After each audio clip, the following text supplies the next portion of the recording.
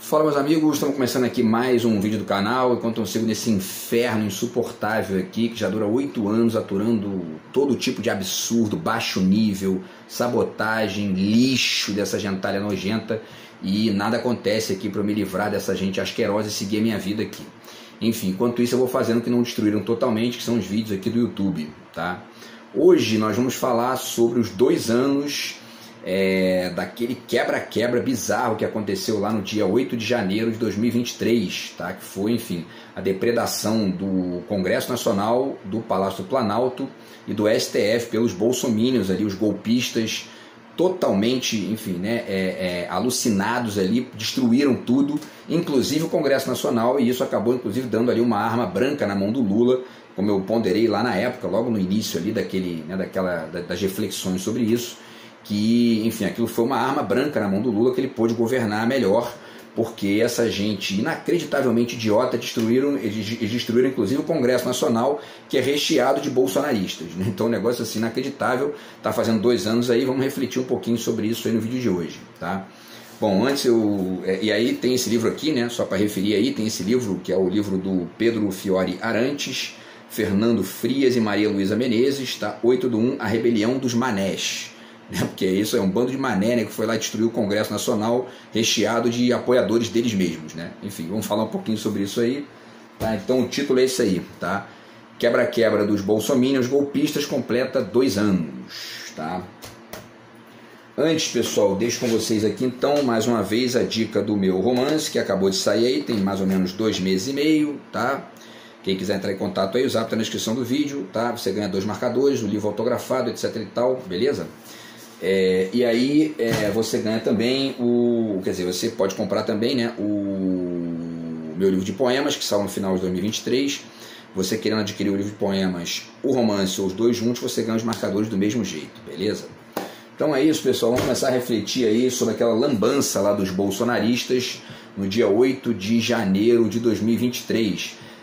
Repetindo aqui, né, eu falei na época que isso foi uma coisa muito interessante para o Lula, ainda que seja, né, obviamente reprovável, bizarro e tudo mais, mas do ponto de vista simbólico foi interessante naquele momento ali específico, porque o Brasil estava saindo ali daquela segunda metade de 2022 infernal, né, um golpismo o tempo todo, enfim, aquele inferno, reuniões golpistas do Bolsonaro, discursos golpistas, confrontando o STF, urna eletrônica, democracia e etc e tal, e ao mesmo tempo, enfim, aqueles crimes que eles cometeram na época das eleições ali, tentando fechar rodovia, e aí depois acampamento golpista, uma quantidade gigantesca. Essa é a direita brasileira.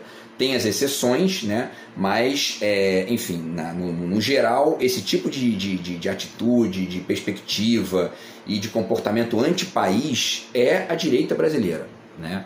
Enfim, e é importante a gente refletir isso porque, bom, o fato concreto é que depois daquilo ali, o limite extremo da Bolsonaro, enfim, fazendo reunião com o embaixador para tentar, né, melar as eleições, e aí depois fugiu para os Estados Unidos, no limite eles, né, foram até lá, explodiram, destruíram tudo, e enfim, da maneira mais idiota possível, porque gravaram, filmaram, disseram o próprio nome, quer dizer, um negócio inacreditável, e apontando inclusive apoiadores do Bolsonaro como se fossem, né, como se fossem traidores da pátria, etc. É um negócio inacreditavelmente idiota, mas enfim, ao mesmo tempo é uma obra aberta, escancarada de uma série de problemas que a gente tem no país que são derivados dessa direita neo-escravocrata, enfim, neogolpista e neoliberal que a gente tem no Brasil, tá?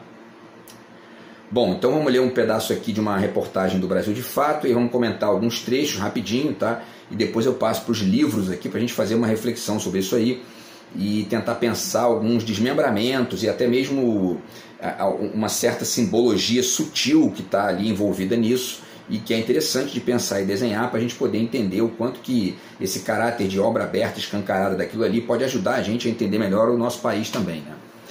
Então tá aí, o Brasil de Fato, notícia de ontem, 2 anos do 8 de janeiro, investigações revelaram crimes bolsonaristas e trama golpista, isso aí no decorrer, né, do ano de 2023 e especialmente 2024 começaram aí a pipocar essas notícias de áudios, né, de golpe, tentativa de golpe, reunião de golpe, tá? E aí eles dizem aqui, nesse período, militares e ex-integrantes do governo de Jair Bolsonaro foram implicados na apuração do caso. Eles estavam armando golpe, né? E essas narrativas e essas reuniões, etc. e tal, ainda que talvez não tivessem, digamos, né, uma incidência ali nesse povão que foi lá, né, de ingênuo, né? Mas essas pessoas, se não recebiam essas informações diretas, recebiam um estímulo ideológico e ali, enfim, até mesmo meio fanático por fora dessas reuniões, né? Então tinha empresário envolvido, vocês vão ver, tem, né, um monte de coisa aí para falar disso. O pessoal aqui do Brasil de Fato diz o seguinte, ó: os atos golpistas de 8 de janeiro de 2023 marcaram um dos momentos mais críticos da recente história democrática brasileira. Milhares de pessoas invadiram e depredaram as sedes do Congresso Nacional, do Supremo Tribunal Federal, o STF, e do Palácio do Planalto, motivadas pela rejeição à vitória do presidente Luiz Inácio Lula da Silva, do PT, nas eleições de 2022. Desde então, as investigações e processos judiciais seguem desvendando a trama que antecedeu a tentativa de golpe. Até 26 de dezembro de 2024, o Supremo Tribunal Federal, o STF, condenou 310 pessoas por participação nos ataques. Entre os crimes imputados aos golpistas estão associação criminosa, abolição violenta do Estado Democrático de Direito e danos ao patrimônio público. Foi papo de milhão, né? Enfim, os prejuízos lá que eles geraram, destruíram obras de arte, enfim, móveis, tudo, né? Tudo que eles viam pela frente, eles destruíam. A maioria dos condenados, continua a reportagem, foi presa no local dos ataques ou em acampamentos que se desenrolaram por semanas em frente aos quartéis e com a anuência das Forças Armadas, tá?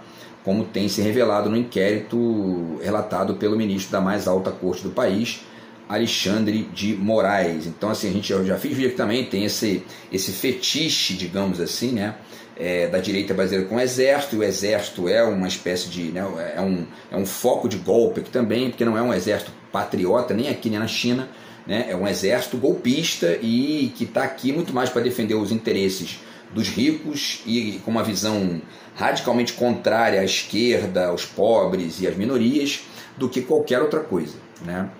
Enfim, ainda com as exceções que evidentemente existem, né, e tudo mais. Ainda em setembro de 2023, Aécio Lúcio Costa Pereira se tornou o primeiro condenado pela intentona golpista e foi sentenciado a 17 anos de prisão. As provas incluíram vídeos feitos por ele mesmo, que mostravam sua participação ativa nos atos de depredação. Foi o que eu falei aqui, né? Um negócio inacreditavelmente bizarro, né? Outras condenações seguem o mesmo rigor, reforçando a mensagem de que ataques à democracia não serão tolerados por algumas instituições do país, entre elas o STF. Tem alguns erros de português aqui, de troca de masculino por feminino. Isso aqui pode ser essa gentinha nojenta e medíocre que eu estou aturando aqui, enchendo o saco com isso há 8 anos. Né? É um divertimento para esses imbecis fazerem isso aqui, então, enfim. Bom, e aí, para finalizar, a matéria diz o seguinte aqui, né? Em paralelo, a Procuradoria-Geral da República, a PGR, firmou acordos de não persecução penal com 71 acusados. Esses acordos prevêem medidas alternativas, como serviços comunitários e cursos sobre democracia para indivíduos considerados de menor envolvimento nos eventos. Democracia é essa que tem gente que acha que é uma indecência, né? Enfim. Durante o ano, alguns críticos às penas brandas alertaram para o risco de impunidade, enquanto defensores destacam a possibilidade de uma educação política para essa galerinha aí, né? E aí, para finalizar, os 2 últimos parágrafos, para a gente passar para os livros, tá? Os financiadores dos atos também estão sob escrutínio. Empresários foram denunciados por custearem viagens e alojamentos para os manifestantes.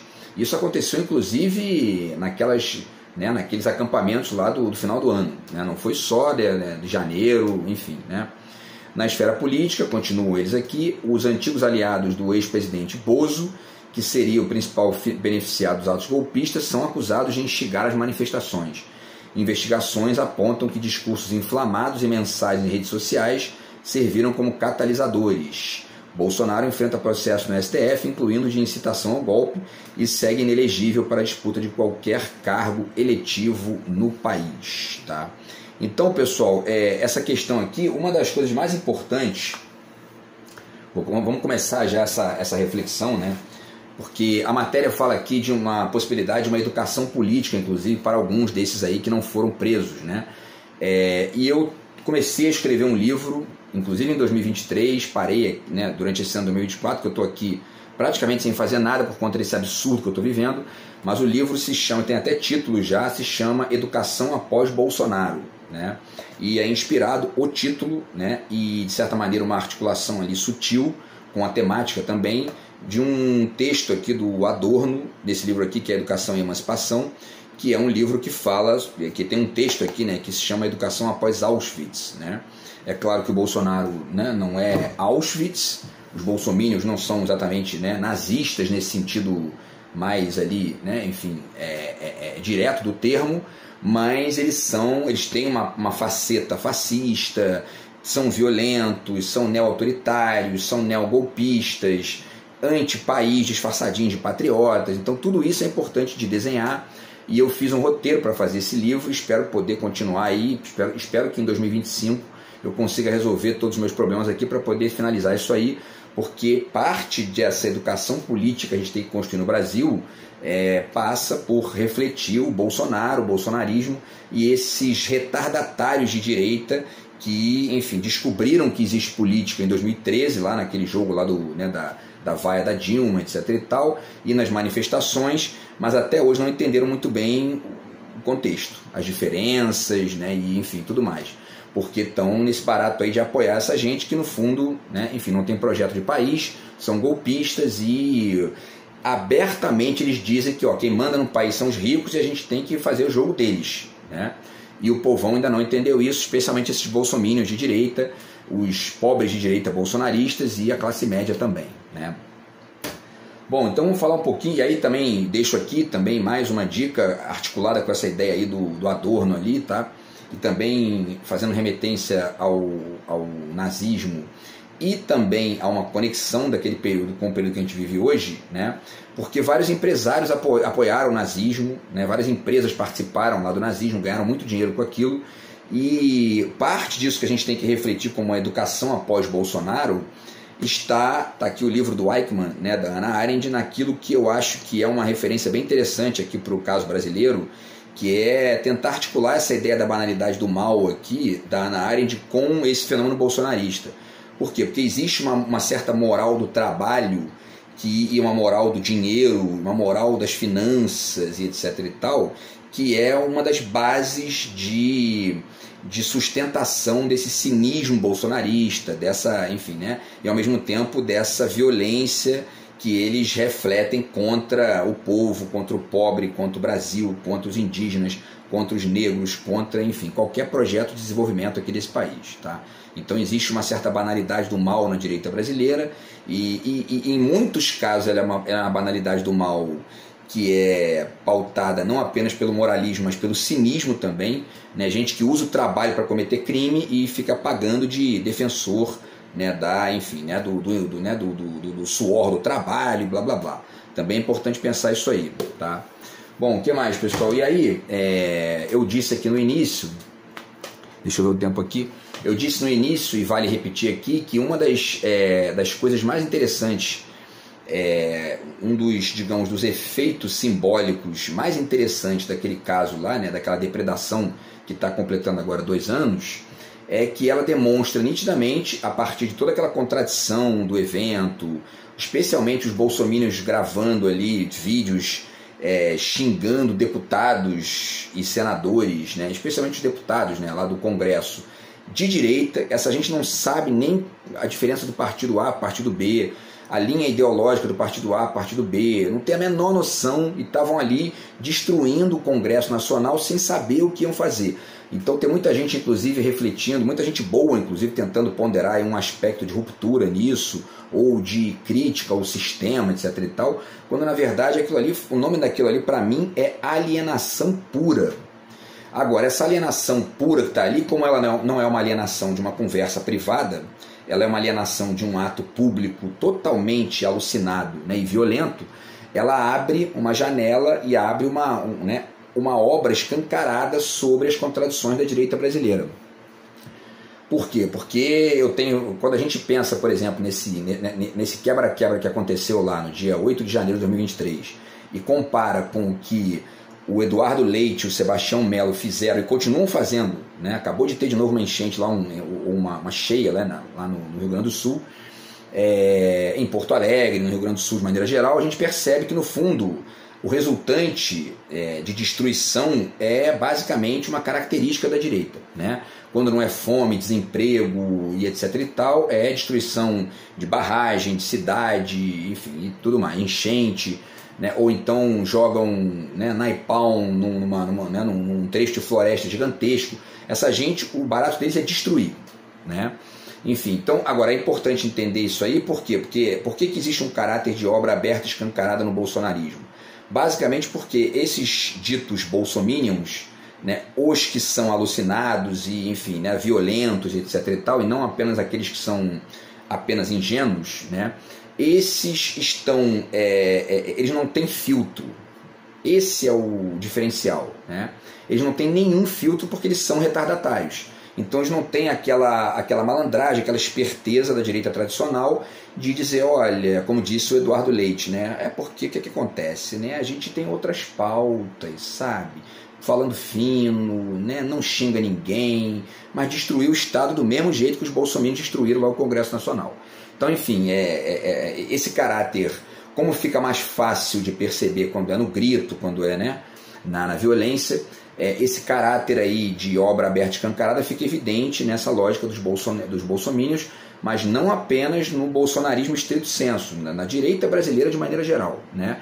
Porque a ideia de Estado mínimo da direita tradicional e neoliberal fica evidente quando essa gente vai lá e destrói o Congresso, destrói o Palácio do Planalto. Eles querem isso mesmo, Estado mínimo. Quando eles não destroem na porrada ou no chute, né, jogando as coisas no chão, eles destroem no orçamento, né? São apenas dois tipos diferentes da mesma destruição, tá? E aí, pessoal, deixo aqui algumas referências sobre essa questão aí da obra aberta escancarada, tá? Tem o Simulacros e Simulação, do Jean Baudrillard, que ajuda bastante a entender esse disfarce patriótico desses retardatários, tá? É um simulacro nítido ali, né? Já fiz vídeo aqui falando, inclusive, sobre a questão do Scooby-Doo, do óculos do Zizek, né? Uma série de reflexões aqui sobre isso, tá?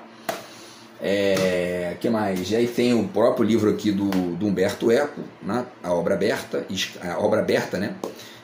Tá aqui esse clássico aqui do Humberto Eco, ajuda bastante a entender isso aí. Tem esse conto aqui do Hans Christian Andersen, A Roupa Nova do Imperador, né? Porque eu fiz lá um vídeo na época, né, falando que na verdade o rei estava nu naquele momento, né? E esse rei é justamente aí a direita brasileira que estava. Enfim, essa obra aberta escancarada, de certa maneira, esse escancarar da obra é um desnudar desse caráter anti-Brasil, anti-projeto nacional e etc e tal.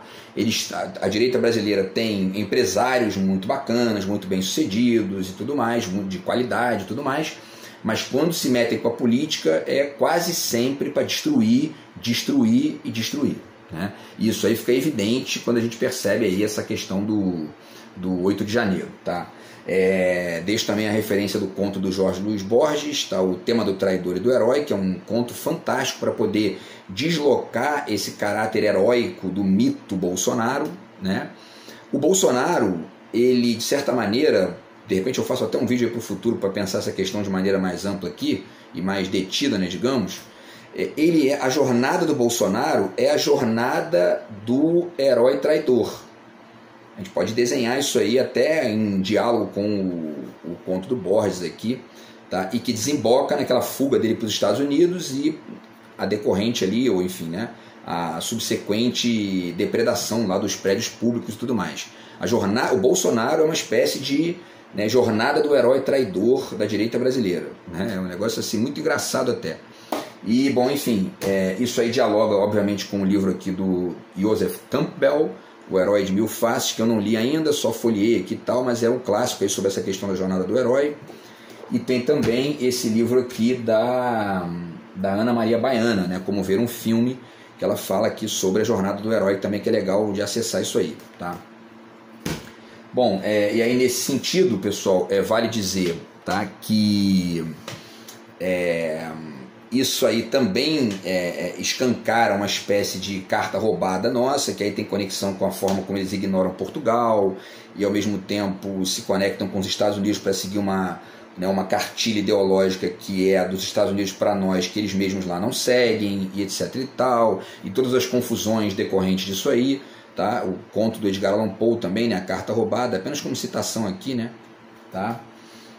E isso também pode ser uma espécie de, digamos, fantasma cognoscitivo, né, do que representa esse dilema que a gente vive no Brasil, de um pensamento de direita que ainda é muito carregado dessa coisa neo-escravocrata, anti-país, só pensam em dinheiro e etc e tal, tá? Então pensei nisso usando aqui, né, relendo e repensando aqui na ideia do fantasma como um elemento cognoscitivo para o Agamben, nesse grande livro dele aqui que é o Instâncias, tá? E bom, isso aí pode servir, e parte dessa sugestão aqui, que é mais uma brincadeira, né? Mas enfim, dessa sugestão que eu fiz aqui de que essa fosse uma nova data de inauguração do Brasil, que segundo eu defendi aí de maneira mais séria aqui em outro vídeo, a gente nem descobriu o Brasil ainda direito, né? Não fez nem essa autodescoberta ainda de maneira mais ampla, mas enfim, essa data pode ser uma data aí de, enfim, né, uma espécie vitz assim, que abre, né, a reflexão de um monte de temas aí que estão conectados com toda essa lógica bizarra e essas contradições, tá? E aí, pessoal, o que mais? Vamos ver aqui. Para além disso, existe essa questão também da reflexividade negativa da direita brasileira, que fica estampada, né? Eles foram lá para destruir o Congresso Nacional, destruíram o Palácio do Planalto, destruíram e sem nenhum substitutivo utópico ou revolucionário no lugar, né? Não existe, foi a destruição pela mera destruição e sem nenhuma proposta alternativa, tudo isso baseado em uma série de perspectivas alienadas e sem a menor conexão com a realidade mais ampla.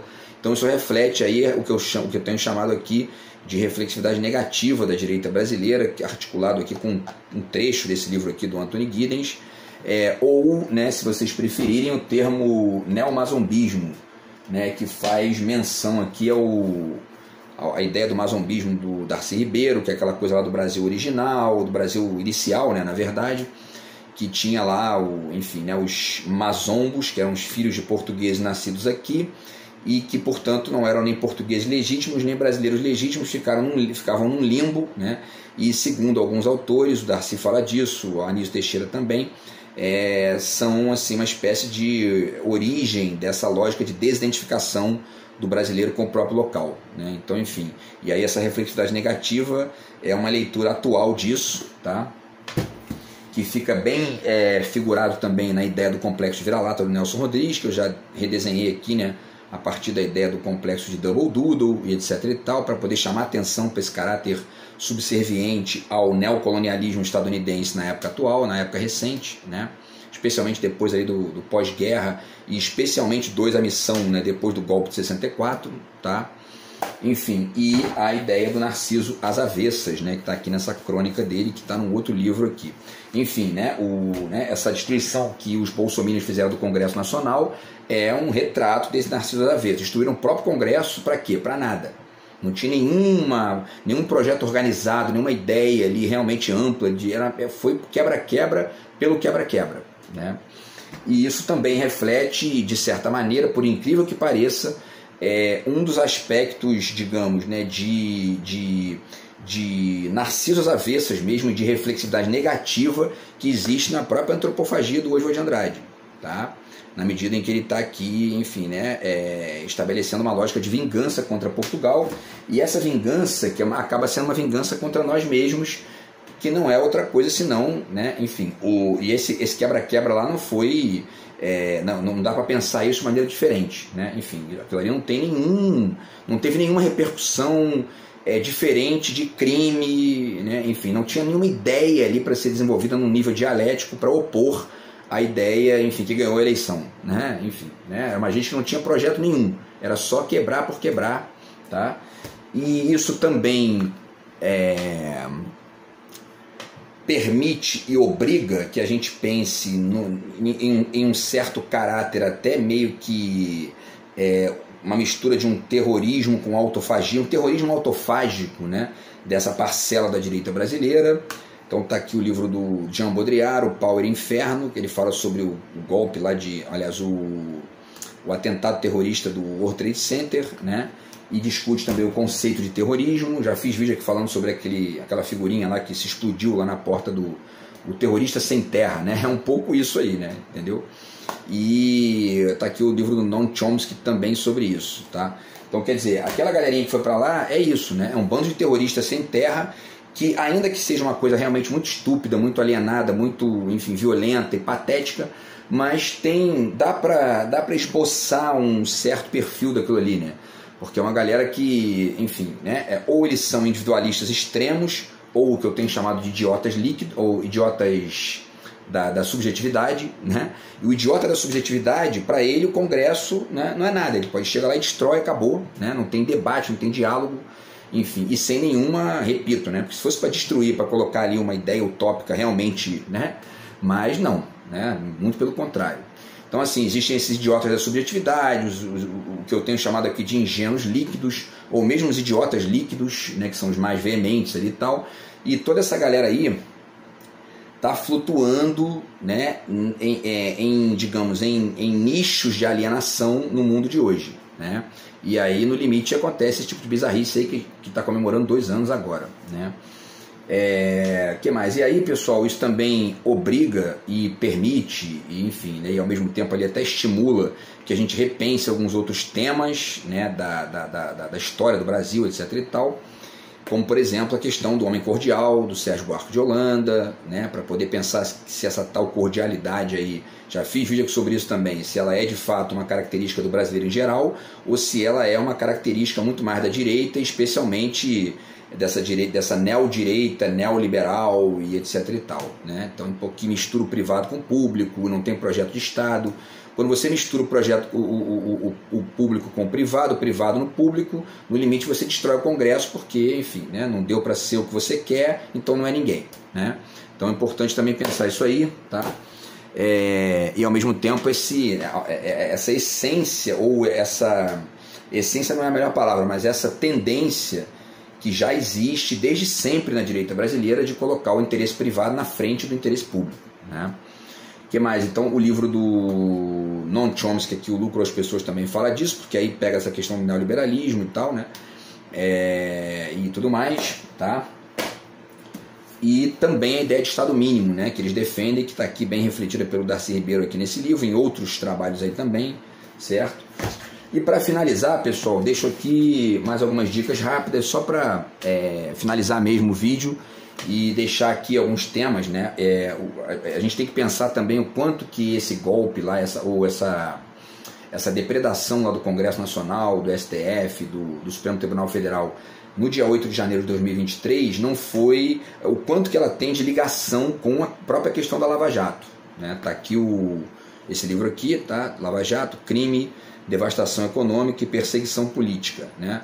O que os bolsominions retardados fizeram em Brasília, o juiz Moro fez com as empresas, com o PIB brasileiro, que gerou um PIB aqui, segundo estudo aqui sério, de um prejuízo de 3% do PIB, né? Enfim, então é importante aí pensar também o quanto que muitas vezes eles não depredam de maneira, enfim, violenta, mas depredam nos bastidores, né? Então é importante pensar isso aí também, tá? E aí está aqui a Vaza Jato, né, que foi aquela investigação aí muito séria feita aí também pela galera do Intercept.